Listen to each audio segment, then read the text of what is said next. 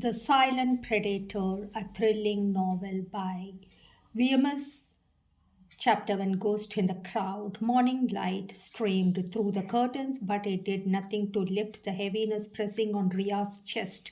She sat at the dining table, her daughter Anya opposite her, carefully spreading jam on toast. Eat, Mama, Anya said with the authority only a 10-year-old could muster. You didn't eat dinner last night.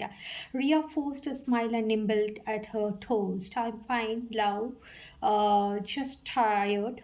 But she wasn't fine. She hadn't been fine for years, ever since she walked out of Ravi. Freedom has been an illusion. He stalked her without shame, lurking outside her office gates, brushing past her in markets, whispering wild things to people she knew. He was careful, always staying just this side of the law, enough to rattle her, enough to ruin her reputation. Her colleagues at the design firm had started whispering. Clients hesitated to meet her. And this is continuing, and Ria's throat burned at the memory of her daughter's question 2 weeks ago. Mama, why does that uncle always stare at us? The day she heard that, something hardened inside her. Enough was enough. She would not let her daughter grow up in Ravi's shadow.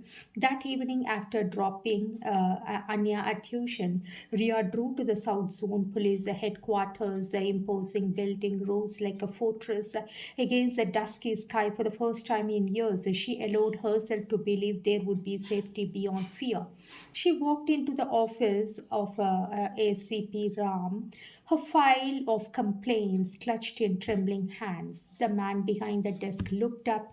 He was in his late 50s, broad shouldered, eyes sharp but kind, his salt and pepper hair and mostly bald, and the faint lines on his forehead gave him an air of stern authority. Please sit, madam, he said, his voice calm and genuine. Ria's words spilled out in a rush. Years of torment, harassment, stalking. She spoke of Ravi's threats, of his persistence, of how her life was no longer hers.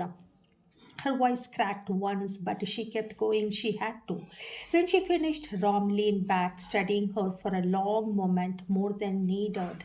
Then he nodded. You did the right thing coming here, he said, his tone steady, reassuring. Men like him think they can terrorize forever, but the law is not blind. Ria, you are not alone anymore. We will handle this. His words wrapped around her like a blanket. She felt her shoulders sag, the weight lifting slightly. That night, as she tucked Anya into bed, Ria allowed herself a fragile smile. For the first time in months, she slept without waking in panic. She didn't know then the safety could be its own trap. Chapter 2. The Protector Appears. The waiting area outside ACP Ram's office buzzed with noise, phone rings, and constable shuffling papers, occasional clatter of boots on polished floors. Yet inside his cabin it was quiet, almost too quiet. Ria sat in the chair opposite to his desk, her palms damp on the file she carried, and she had already given her statement once. But now, as the officer flipped through the papers, her throat tightened again. Ram looked up. His gaze was sharp but kind, the gaze of a man used to weighing truths and lies in a single glance. He has been following you for how long? 3 years since our separation, Ria said, her voice low. It never stopped. Market's office, even outside my daughter's school. He wants me to fail to come crawling back. Ram tapped the papers thoughtfully as he threatened physical harm. Silence answered him. Ravi had not struck her since the separation, but the threats were there in every look, every whispered rumor, every step behind her in crowded places. Ram leaned forward. Listen to me carefully, Ria. The law moves slower than people like him, but that doesn't mean that it doesn't move at all. What he is doing is a harassment, intimidation. I will call him in. Sometimes fear of the uniform is enough to make rats crawl back into the gutter. Something in his tone steadied her. He wasn't dismissing her, wasn't brushing it off as domestic trouble. He believed her. Thank you, she whispered, surprised by the rush of relief. His gaze softened just slightly. You are strong, Ria. You have survived what many would not have. But you don't have to fight this alone anymore. When she left the office that evening, the city looked different. The shadows weren't gone. But for the first time, she felt she wasn't walking into them unarmed. That night, as she tucked Anya into bed, Ria's daughter asked sleepily, Mama, are we safe now? Ria hesitated, then kissed her forehead. Yes, my love, we are safe now. But in the quiet of her room, she wondered if she was making a promise she couldn't keep. Chapter 3 of False Haven. Ria's phone buzzed as she was packing Anya's school lunch. The next morning, unknown number. She hesitated before answering. Mrs. Ria, the voice was firm, unmistakably ACP Ram. Yes, sir. I thought you should know. I called Ravi in today. He tried to bluster, but I made it clear this nonsense stops now. He won't dare trouble you for a while. Relief washed over her so sudden she nearly dropped the knife she was holding. Thank you. Truly, I don't know how to. No need for thanks, he interrupted, his voice softened. This is my duty. Just focus on your life, your daughter. Leave the rest to me for the time. In months, she felt a crack of sunlight through a constant storm at the office that day. Her colleagues noticed she wasn't flinching at every sound near the door. She even laughed at the client's jokes. Sometimes she couldn't remember doing it years. By evening, Ravi's presence was conspicuously absent. No shadow outside the gates, no calls, no eyes in the market aisles. Ria told herself it was Rom's authority. He had drawn a line and Ravi had stepped back. She slept that night with the window open, breathing in fresh air like freedom, but slowly over the weeks she noticed something else. The calls, at first occasional, a polite check in. How are you holding up, Ria? Did you get home safe? Then more frequent, did you eat dinner? You sound tired. You must take care of yourself. And then at odd hours, midnight, dawn, I just wanted to hear your voice to make sure you are not lonely. Ria brushed it off. He was older, maybe overprotective, a man who had spent decades in the police force, perhaps unused to letting go. Still, the warmth in his tone lingered in her ears long after the call ended. She told herself it was harmless gratitude, that was all. But late one evening, as she sat at her desk drafting a proposal, her phone lit up again. His name. She answered, keeping her voice even. Yes, sir. There was a pause. Then his voice, low and deliberate. You are not just strong, Ria. You are extraordinary. Beauty with a brain. A woman like you deserves more than loneliness of single motherhood. Her hand froze around the pen. Her pulse jumped. She forced a polite laugh. I should go, sir. It's late. And when she hung up, the walls of her flat seemed to close in. Some cages were not made of iron. Some were built from birds slowly, softly, until you no longer realized you were trapped. And chapter 4 whispers. In the dark, the first time Ria ignored his call, it was past midnight. She had just managed to lull Anya back to sleep after a nightmare when her phone vibrated on the nightstand. Rom's name glowed on the screen. Her thumb hovered over the green button, but instinct made her press decline. She told herself it was nothing. It was probably just checking in. He had done so before. But when the phone rang again minutes later, the sound slicing through the silence of the room, her stomach knotted. She answered, Sir, she whispered. Why did you pick up the first time? His voice was calm, but there was an edge beneath it. I was putting my daughter back to bed. Silence stretched on the line, heavy and uncomfortable, then softer. You shouldn't ignore me, Ria. I worry about you too much. Her grip tightened on the phone. She wanted to end the call, but fear of offering him, fear of losing his protection, kept her rooted. I'm grateful, sir, she managed. A low chuckle drifted through. You know, most women I have helped don't impress me, but you are different. Beauty and brains. It's rare. Her mouth went dry. It's late. I will speak to you tomorrow. He didn't stop. Do you ever feel lonely, Ria? I think about you often. You deserve someone who sees your worth. She hung up. The sound of the call ending was like slamming a door on the predator's breath, but her hands trembled as she set the phone down. For days after, his voice lingered in her mind. The tone wasn't that of an officer, it was personal, intimate, possessive.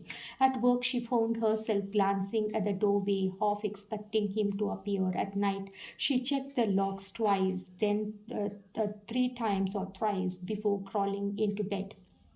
The calls continued, sometimes gentle, sometimes insistent. His words blurred the line between concern and something darker, and always a final whisper before he hung up.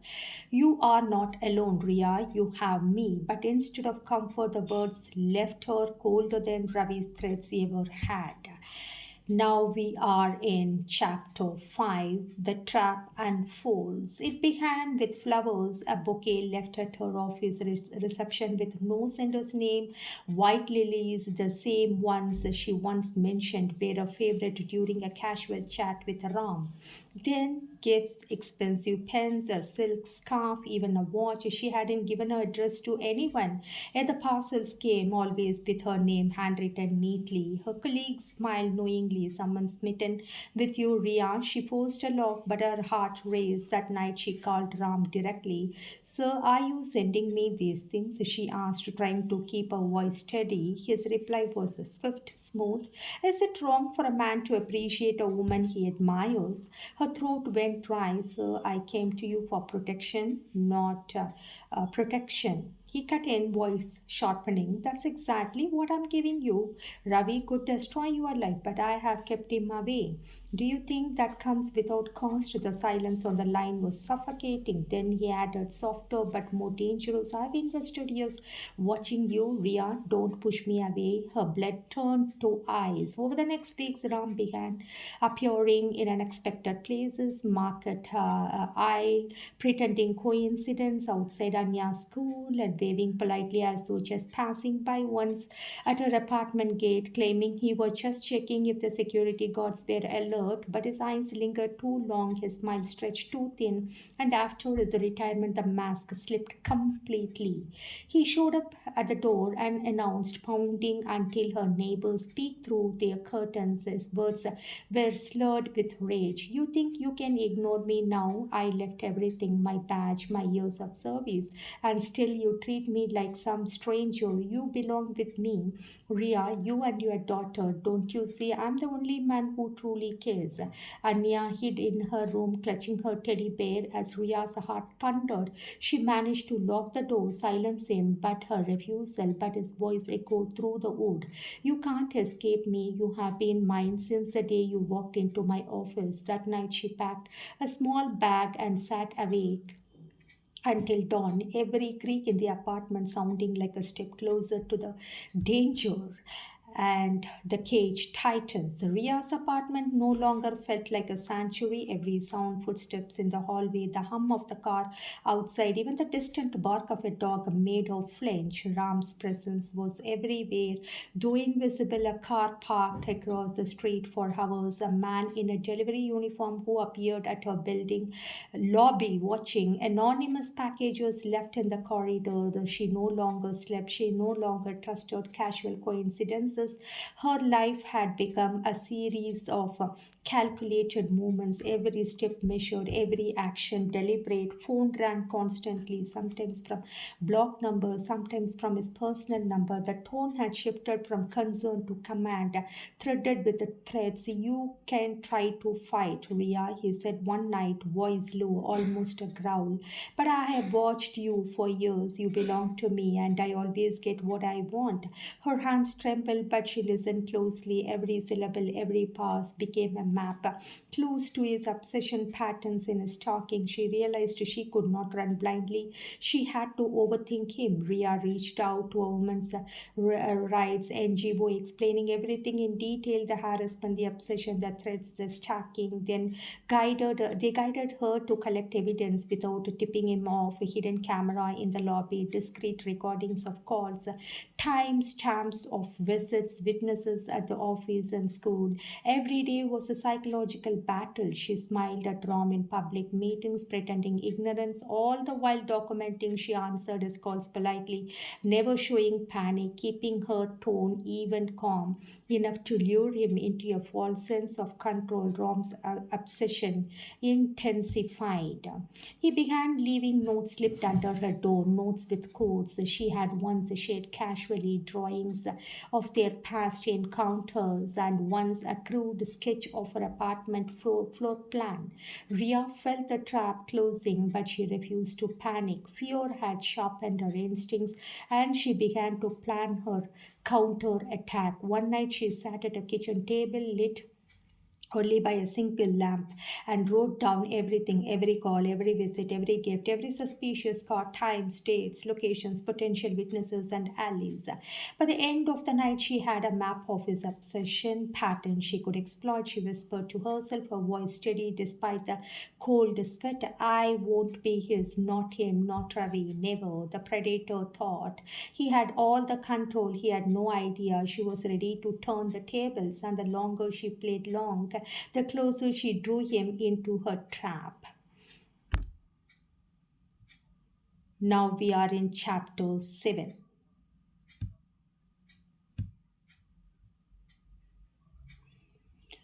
Ria felt eyes on her long before she saw him, a subtle shadow across the driveway, a car parked a little too conveniently near a building, a faint reflection in a shop without that didn't belong. Every moment of hers seemed pre recorded in the mind of someone who refused to sleep. ACP Ram. It had started innocently, but at least he had made it seem the way. Security cameras upgraded for a protection, a discreet SUV following her daily commute just to ensure no one bothered her. But the protection had grown invasive, obsessive, suffocating. He watched her daughter, too, always with the same eagle eyed precision. Even her friends felt the subtle weight of his security and scrutiny. Today, the tension reached a tipping point. Ria had received the invitation, gilded and official, to the city's grand annual celebration, a glittering affair where dignitaries gathered, and she by chance had been mentioned as an attendee. But Rom had intercepted in first, insisting she attend, not as herself but as his partner, publicly, openly. You will be next to me, he said during a quite unannounced visit to her apartment. He stood in the doorway, rain streaking his coat, presence like iron. The world will see us together. I don't care for appearances, for society, anyone who questions me, but I care that you stand by me. Ria shrank back. Her pulse jumped, not from the rain, not from the storm outside, but from the weight of his gaze. I can't, she whispered. People will talk, you, your life, your family. He cut her off with a sharp, amused glance, once that chilled her to the bone. My family, my sons, my designation, none of that matters, none of it. What matters is that you are here, that you stand by me, that you allow me to protect you, even enjoy you. His hand lingered on the table as if measuring the distance between them, not asking but expecting. Ria's mind raced. The man she had always feared, whose obsession had haunted her days and nights, was now making his demands tangible. She was the lust, the crush, the unhidden desire that shimmered just beneath his controlled exterior. She faltered, glancing at a daughter who played quietly in the next room, oblivious. I can't, not like this. People, what if they will see what I show them? He said, his voice smooth but unyielding, and you will see that I have waited, watched, and protected. I've kept you safe when you didn't even know you needed it. Tonight you will be with me as a guest, as not as a friend, but as the one I choose. You, Ria, are mine to honor, mine to keep, mine to show. Fear curled in his stomach, hesitation froze her. He was a predator in the shadows, yet he called it protection. He demanded a presence as if it were law. It painted it as care. Ria's mind raced through escape plans, excuses, reasoning, and yet she felt the unspoken chains of surveillance and the silent threat of being watched. that made rebellion nearly impossible. I will think about it, she finally managed, though the words felt like a frail shield. He smiled a slow, a predatory curl of satisfaction. You will, and remember, I wait for your approval, but the world will see you. You cannot hide from what is already mine. And he turned and left, the air left heavier, charged. Ria closed her eyes, trembling. The celebration awaited, glittering and unavoidable, and beside her, always seen, yet every present rom shadow lingered, a silent predator who would stop at nothing to possess, display, and dominate her world. The glittering cage, the grand hall gleamed with chandeliers, crystal catching the light like captured stars. Music floated over the crowd, mingling with polite laughter and clanging of glasses. Yes, mingled, aware of the city's elite and their connection, the elite connections, but none noticed the silent storm in the corner. ACP Ram.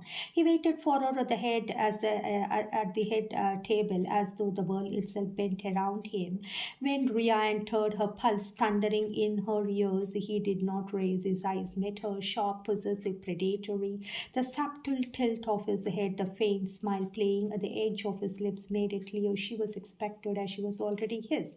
Ria's steps faltered. Every eye in the room glanced at her, drawn by the magnetic force of his presence and the unmistakable proximity they shared. Whispers rippled, some admiring, some judgmental, but Rom did not care. His hand resting near hers on the table seemed to claim her space in the most intimate yet public way imaginable. You are here, he murmured, just above the din voice.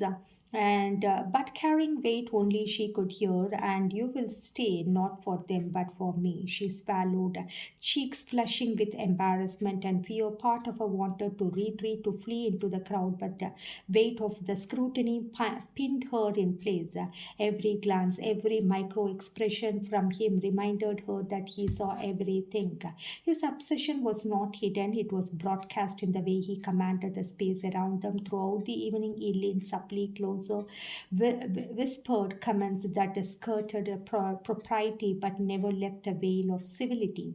Ria could feel the thrill and the terror coiling together, an undeniable pull that made her stomach twist. She wanted to refuse to assert herself, but the knowledge that he had eyes on a daughter, but his surveillance was all seeing, froze her. At one point, a senior official approached to congratulate him. Ram shook hands casually, introducing Ria as his partner. The world noticed, and the whispers multiplied. Ria's heart raised, her hesitation evident in the small recoil of her body. Relax, he said, brushing a lock of her hair from her face with his thumb. A public gesture, yet intensely personal. I will not let anyone harm you, not here, not now. World will see us as we are, and you will see how mine you already are. Ria's mind spun. She felt trapped in a gilded cage, her role dictated by a man whose obsession overweighed any law, any societal expectation, and yet part of her could not deny the thrill, the dangerous magnetism of a man so unyielding, so unapologetic, so completely obsessed with her. The evening stretched on, each toast, each photograph, and each whispered introduction a reminder she was no longer just a guest. She was his, publicly displayed under his silent, unblinking god. The fear and hesitation that gripped her moments before were now intertwined with a reluctant fascination she could not name. As a final applause echoed through the hall, Ria realized that tonight had changed everything. SAP Ram had not only forced her presence beside him but had demonstrated silently, dangerously, undeniably that he would bend the world, his family, and anyone who questioned him to the orbit of his obsession. And in that realization, Ria understood she was walking on a tightrope between fear and fascination, and SCP Ram, the silent predator, would be watching every step. The next morning, Ria woke to an uneasy calm. The city outside her window seemed ordinary, yet she knew something hidden. Rom was already watching, tracking every moment, anticipating her thoughts before she could force them. She noticed the subtle signs was a delivery van parked longer than necessary. Reflection man who lingered the nearby cafe window. A soft hum of drone overheard that vanished when she looked up. Every detail, small and almost imperceptible, whispered his presence. And a soft knock interrupted her spiraling thoughts. Before she could respond, Ram stepped into the apartment unannounced. His coat was still damp from the morning drizzle, his eyes scanning the room, finally settling on her with the same predatory precision that had haunted her nights. You look tired, he said casually, as if he had not just violated a century watching over you and her. It was exhausting for both of us. Ria bristled. How did you? She stopped herself. Asking the wrong question would only fuel his dominance. I ensure you are safe, he said, voice low, unwavering. Every threat, every shadow, every glance that could endanger you or her. I see it, I prevent it, I guide you, and this I ensure you follow through with what is expected today, tomorrow, always. Fear, hesitation, and a strange unwanted fascination collide inside. She realized she could no longer walk freely, not even in her own home. He was everywhere, omnipresent, silent yet controlling, his obsession laying claim to her world. And Ram tilted his head, a slow, dangerous smile curling his lips, space. And you have all the space I allow. And trust me, Ria, I am patient. I will wait for your acceptance, your compliance, your trust. Until then, I remain always watching, protecting, guiding. He stepped closer, and even though he did not touch her, the intensity of his kiss pinned her like a butterfly under grass. Her daughter looked up, smiling innocently, unaware of the silent predator lurking nearby. Don't be afraid, he said softly, almost tenderly, though the underlying possessiveness was unmistakable. Your fear is natural, but so is your destiny. Her mind to God. You and your daughter is my responsibility to God, and eventually you will see that resistance is futile because I do not yield, not for anyone, nothing for anything. Ria's mind raced. She wanted to flee, to hide, for some kind of no, to find some shred of autonomy. But every plan was fragile under the weight of his violence, his obsessive control, his unyielding presence.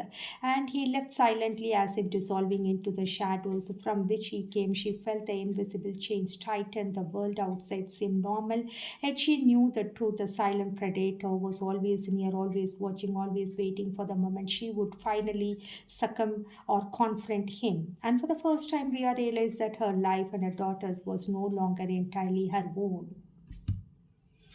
The Invisible Strings chapter 7, Ria began noticing it first at work, the invitations, the sudden phone call, the chance meetings with high ranking officials she had never met before, all threads in a web as she hadn't spun. At first, it felt like luck, but soon she realized it was wrong, or orchestrating every opportunity like a puppeteer pulling invisible strings. Her colleagues whispered about her connections, her sudden prominence. How did she manage to become the keynote speaker? How did she get the government contract? They didn't know that the man behind the curtain was ACP Ram, shadowing her life as meticulously as a chess player moves pawns. Even at her daughter's school, changes crept in, extra security guards, upgraded CCTV, a sudden influx of concerned officers checking in. Ria's life had become a fortress, one built by a man who called his obsession protection. That evening, ACP Ram appeared again, unannounced but unsurprised, as if he had been living just outside her door. His presence filled the room like a storm cloud. He placed an invitation on the table, the city's biggest cultural gala. He was the chief guest once more. You will attend, he said, his tone not a question but a decree. At this time, you will not stand in the shadows, you will stand next to me. The world will see us together. No more No hesitation, Ria, her breath caught. You can't keep doing this, she whispered, her voice trembling. This is not protection, it's control. I can't live like this. He tilted his head, the faintest smile playing on his lips. You are alive because of me, he said softly, dangerously. Safe because of me, everything you touch now, everything you had, every door that opens for you. I made it happen. I have waited and I've seen patience. But patience has its limits, Ria. His eyes darkened, the desire and obsession unhidden now. I don't care what society thinks. I don't care about my wife, my sons, my designation. All of this is noise. You and your daughter are what matters, and you will stand by me. And when you do, no one will dare question you or touch you. Ria's heart thudded against her ribs. Fear coiled with guilt. She wanted to scream at him, to tell him to leave her alone, but part of her knew his reach extended far beyond this apartment. He had built a world she could not escape from, a glittering cage, disguised as protection. You are not giving me a choice, she whispered, eyes darting towards her daughter's room. The ACP Ram stepped closer, lowering his voice to a chilling calm. There is always a choice, Ria, but every choice has a consequence. I've made mine. I've chosen you. I've chosen to wait for your acceptance, but I will not let anyone else claim you, not while I breathe. The silence between them throbbed with tension. Outside, the city hummed oblivious. Inside, Ria felt the weight of his obsession pressed down on her like a tide. She realized she wasn't merely circling her life anymore. He was at its center, manipulating every orbit until escape felt impossible. And yet, even as fear burned in her veins, a dangerous thought flickered. What would happen if she gave it not of love but of exhaustion, out of survival? Rom's gaze softened, but the predator was still there, coiled and waiting. Soon he murmured, brushing his fingers over the invitation. You will understand. You will stand by me, not because I demand, but because you will see that it was inevitable. He left as silently as he came, leaving the invitation on the table like a challenge. The paper seemed to glow in the dim light, a symbol of the trap closing tighter. Ria stared at it, trembling. The next gala was only days away, and she knew it would be more than just an event. It would be a stage where her resistance, her fear, and Rom's obsession would collide publicly, irrevocably. And chapter 8, the stage of no return, the gala shimmered like a cathedral of power and wealth. Crystal chandeliers cast fractured light over velvet curtains. The air buzzed with the perfume of high society and whispered speculation.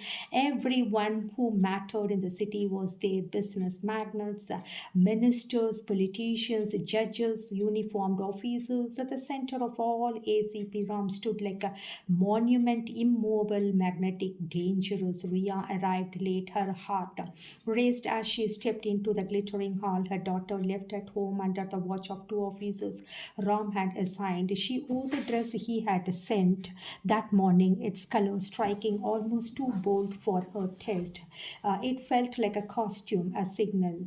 The crowd parted instinctively as she approached the stage. Ram's eyes found her instantly. His expression shifted from cold authority to something softer, hungrier. Without asking, he extended a hand, helping her onto the dais. This is it. To the microphone, his voice a rolling thunder that silenced the room. Is Ria. He passed just long enough for whispers to ripple through the hall. My guest of honor, my partner. In every sense, the words hung heavy, electric, gasp, murmurs. Some smiled approvingly, others exchanged scandalized glances. Ram didn't care. He had shattered the invisible barrier between his public life and his private obsession, and he had done it in front of the city. Ria's knees trembled. She could feel hundreds of eyes on her, but none burned like his. Ram leaned slightly toward her, lowering his voice so only she could hear. You are here. You stand with me. This is the moment, Ria. Don't hesitate. Don't pull away. Let them see what I have waited for. She glanced at the audience. She saw ministers nodding, journalists scribbling, cameras flashing. If she stepped back now, she would be ridiculed, destroyed, and he would still hold her daughter in his net of surveillance. If she stayed, she would be complicated. She would complicit in her own complicit in her own captivity. Her pulse thundered like a drum. "Why are you doing like this, Ram?" she whispered, eyes glistening. "Because I have had enough shadows," ACP Ram replied, his tone still calm, but his eyes feverish. "I don't care about my wife, my grown up sons, my designation, my reputation. This city can think what it wants. You will stand with me. I will protect you. And if they must see my obsession, let them. I'm done hiding it."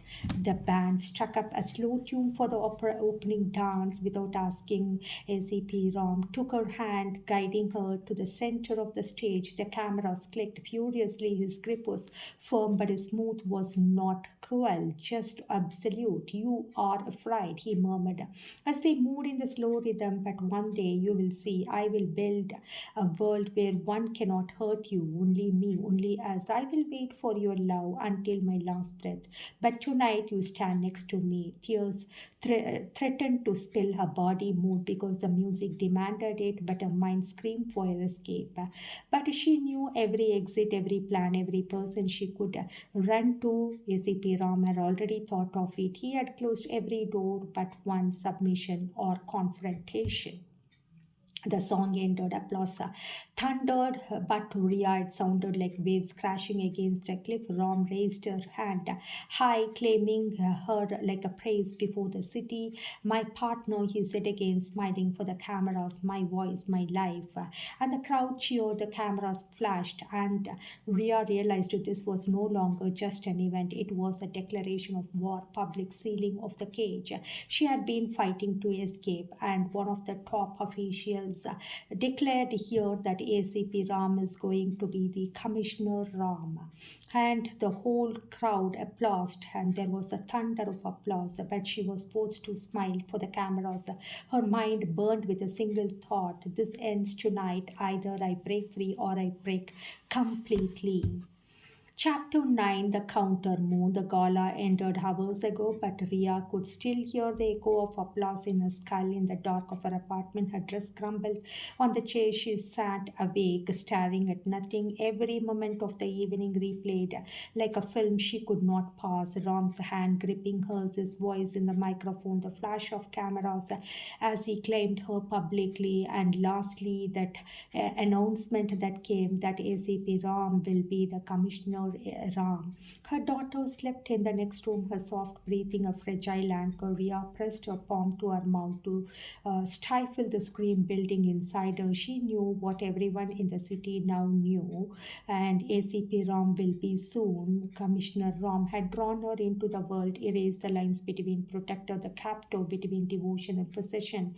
But as the hours dragged on, something shifted. Her fear was still there, but layered beneath it, a cold, hard resolve began to form. She walked to the window across the street, a dark car idle. She knew it wasn't random. She knew Ram's eyes were everywhere, inside her apartments, upgraded locks, in her phone's new security apps, and in the guards as a daughter's school. He had closed every door, but Ria realized he had one weakness.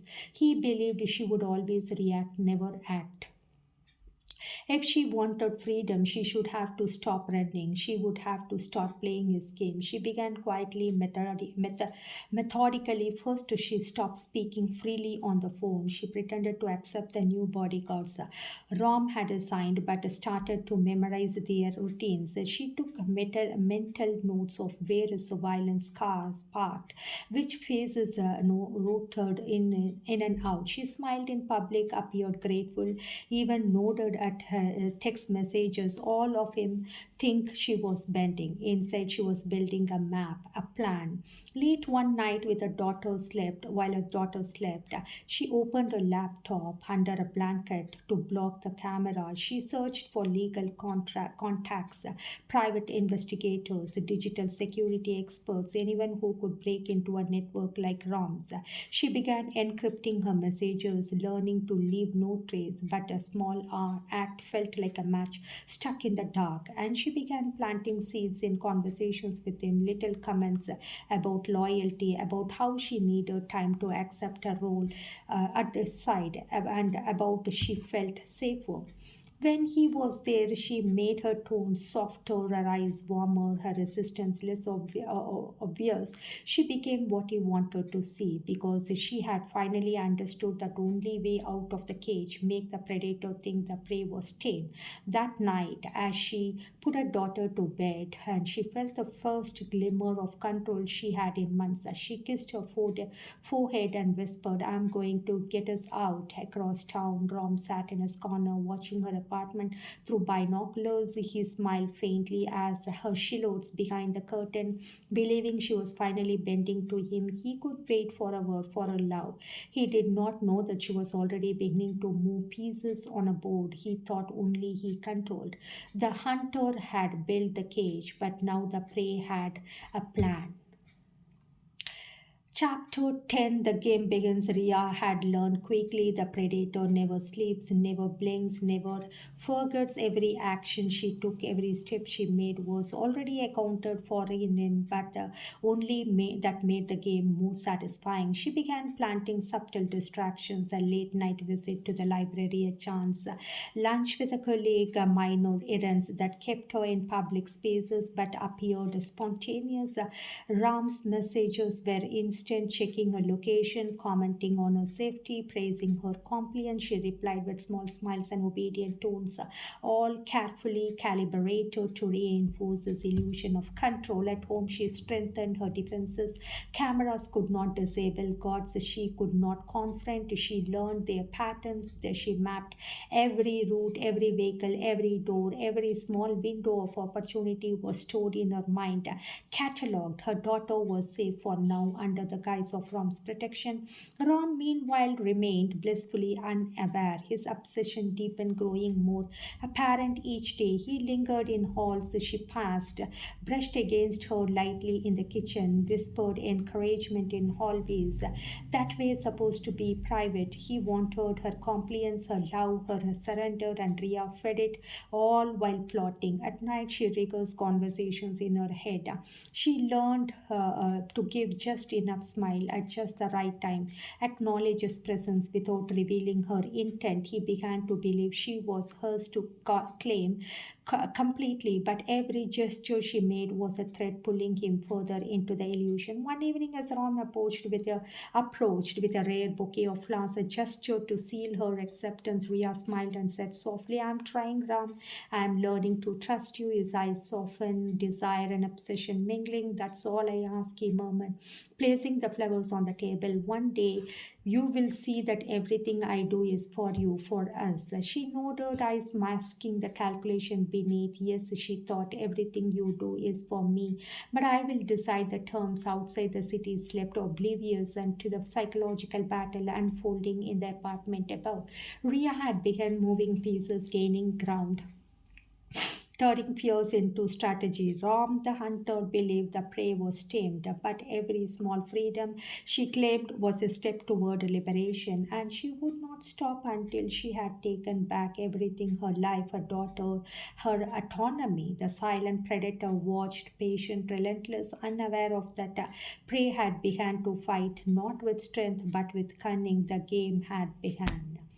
And chapter 11. The Unbroken Circle. Ria stood at the edge of the terrace, the city spread below like a maze of lights. The cool night had pressed against her skin, but instead she was burning. Months of planning, of careful manipulation of maps and passwords, secret contacts, all of it had led her, and yet she was still trapped.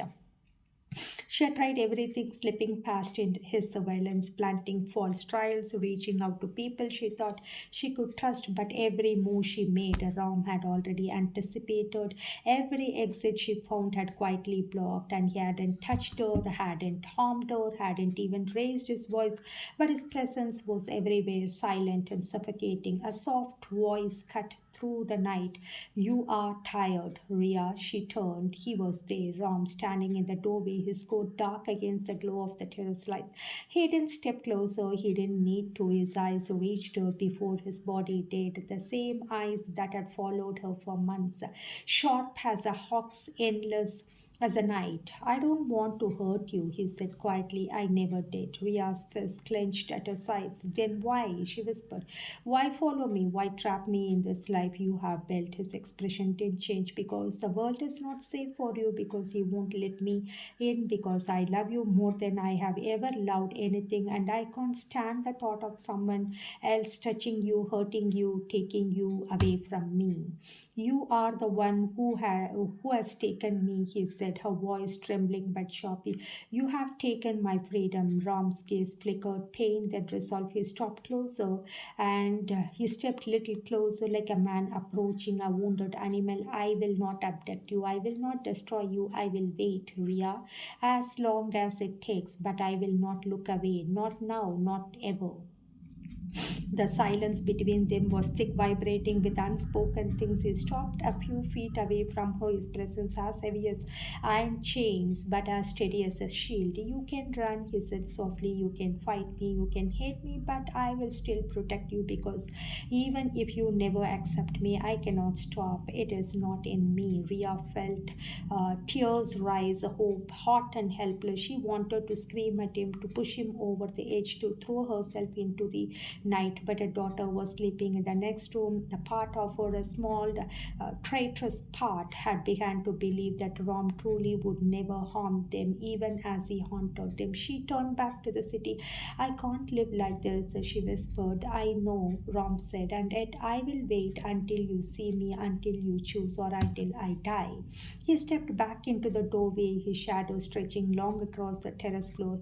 I am your shield, Ria, he said, voice low, unshakable, whether you want me or not. And then he left silent as always. The sound of his footsteps faded, but his presence did not. She could still feel his eyes somewhere in the dark, watching, waiting, not to harm, not to claim, but to guard her as if she were already his. Ria sank to the ground trembling. She had neither escaped nor surrendered. She was caught in the circle she could not break, a protection she had not asked for, an obsession she could not undo. Above her, the night sky spread wide, and somewhere unseen, the silent predator waited, patient as ever, eagle eyed and unblinking. Epilogue. The shadows and promises. Months had passed. Ria moved through her life with a careful rhythm. Work, her daughter, errands, small moments stolen to herself. Yet no corner of her existence was untouched. Ram's presence lingered silent and constant, like the shadow of a storm she could neither escape nor ignore. Late at night, when the apartment was dark and her daughter slept, she sometimes thought she heard a faint melody drifting through the air, a low, haunting song that seemed impossibly close, yet out of reach. Ria, one day we will live together. It was wrong. She knew it before she even saw him, somewhere outside, somewhere hidden in the building. He sang softly to himself, dreams threading through the notes, his obsession bleeding into melody, and not a threat, not a command, a promise, a earning, a vision of life where she might someday choose to stand beside him freely. She closed her eyes, listening.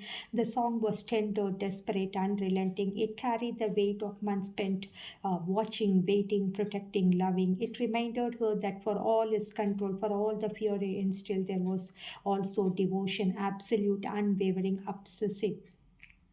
Ria exhaled slowly. She had neither escaped nor surrendered, and yet, somewhere deep inside, she understood the truth of his vigil.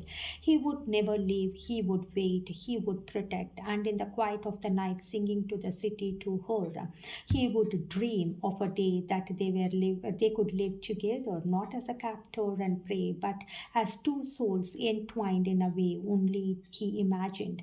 The night stretched on, the city sleeping below, and in the darkness, Ria felt it. The silent predator was still there, still watching, still dreaming, and somewhere impossibly it was enough to make her shiver with fear, with the faintest glimmer of reluctant wonder.